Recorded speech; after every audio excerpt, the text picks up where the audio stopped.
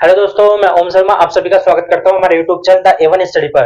तो जैसे कि पता है, यूक्रेन और रशिया इन दोनों का युद्ध लगभग 2 साल से ज्यादा हो चुके हैं। अभी समाप्त होने का नाम नहीं ले रहा, लेकिन अब पुतिन ने सीधे तौर पर डिसाइड कर लिया है कि वो इस युद्ध को अब समाप्त करने वाले हैं, और ना केवल सीज फायर के माध्यम से बल्कि यूक्रेन को तबाह करने के माध्यम से। मतलब आप समझ सकते हो, अभी लेटेस्ट ही रशिया के अंदर मीटिंग होती है, उसमें पुतिन ने पूरी तरह से मोहर लगा दी है यूक्रेन की समाप्ति को लेकर। न केवल यूक्रेन की बल्कि यूरोप के काफी ज्यादा देश है, जिसमें फ्रांस है, जर्मन है, ब्रिटेन है, और भी कंट्रीज हैं। लगभग 9 देशों पर अटैक करने की योजना बनाई है। अब ये योजना क्यों बनाई है? क्योंकि पुतिन ने साफ साफ बोल दिया है कि वो उन देशों को भी नहीं बख्शेगा जो यूक्रेन का साथ दे रहे हैं, जो यूक्रेन के सहयोगी हैं। अभी इनकी जो लेटेस्ट मीटिंग है सीज फायर को लेकर इस्तांबुल में होने वाली थी, लेकिन इस बात को लेकर रशिया की तरफ से कहा गया है कि यूक्रेन की तरफ से कोई जवाब नहीं आ रहा है। वहीं यूक्रेन बात बोल रहा है कि हम वेट कर रहे हैं सीज फायर को लेकर। ये जो मीटिंग होने वाली है इस्तांबुल के अंदर, देखा जाए ये मीटिंग भी पूरी तरह से हेल्ड होती हुई दिख रही है। अब देखा जाए, ये जो रशिया और यूक्रेन का वार चल रहा है, इस वार को लेकर ट्रंप ने भी बड़े बड़े दावे किए थे कि वो पुतिन को समझा लेंगे, पुतिन के अच्छे दोस्त हैं।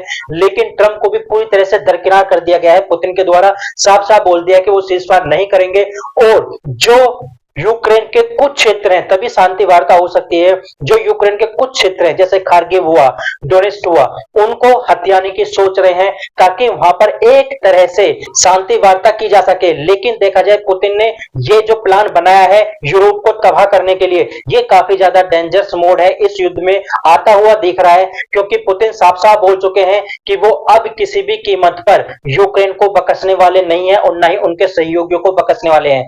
मतलब कह सकते हो आप, यदि अपने देश का किसी को भी मुखिया चुनना हो तो मुखिया ऐसा चुनो जो जोकर ना हो। वहीं देखा जाए, यूक्रेन के जो इस समय मुखिया जी चुने गए हैं वो पूरी तरह से जोकर बनते हुए दिख रहे हैं, और किस जिद को लेकर? नाटो में शामिल होने को लेकर। मतलब ये बात थी स्टार्टिंग में कि यूक्रेन नाटो में शामिल होना चाहता है। इसी बात को लेकर रशिया भड़क गया था और उसने अटैक का प्लान बना लिया, और दोनों के मध्य युद्ध हो गया। अब दोनों के मध्य ये जो युद्ध है रुकने का नाम नहीं ले रहा, क्योंकि यूक्रेन को काफी ज्यादा हथियार मिल रहे हैं, ड्रोन मिल रहे हैं, मिसाइलें मिल रहे हैं, पैसा मिल रहा है यूरोप की तरफ से। और यूरोप में सबसे ज्यादा कौन दे रहा है?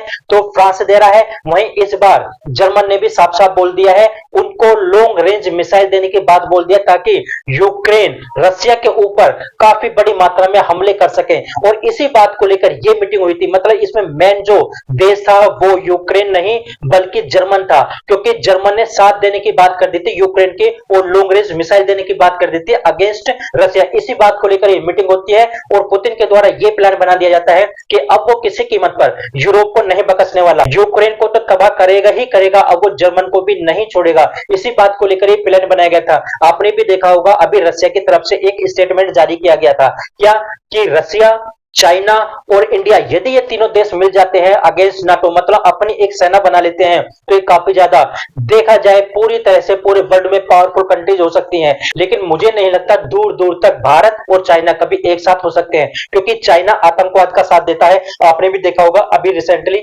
उसने पाकिस्तान का साथ दिया अगेंस्ट इंडिया, तो कैसे इंडिया और चाइना एक साथ आ सकते हैं? लेकिन रशिया यही सपने देख रहा है। वहीं दूसरी तरफ देखें, रशिया को मोस्टली ज्यादा हथियार कौन सप्लाई कर रहा है?